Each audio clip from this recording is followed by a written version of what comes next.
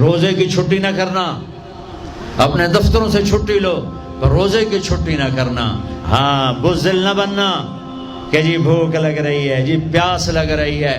اللہ اس دن کی بھوک سے بچائے گا، پیاس سے بچائے گا۔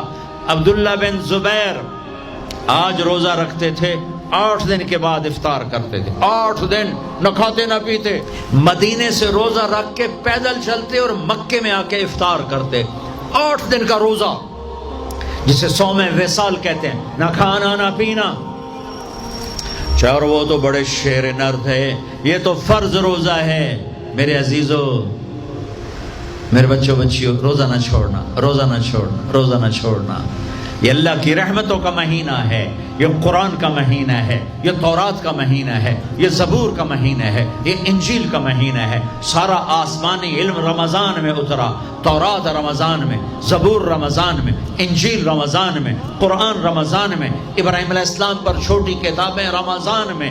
اور رمضان کا مطلب پتہ کیا ہے؟ رمضان کا مطلب ہے جل جانا۔ رمضان کو رمضان کیوں کہتے ہیں؟ کہ اس میں روزہ انسان کے بدن کو جلاتا ہے ایک طرف، اور دوسری طرف روزہ اس کے پچھلے سارے سال کے گناہوں کو جلا کر راکھ کر دیتا ہے۔ جب آخری رات ہوتی ہے تو یہ گناہوں سے ایسے پاک نکلتا ہے جیسے ماں کے پیٹ سے آج نکلا ہو۔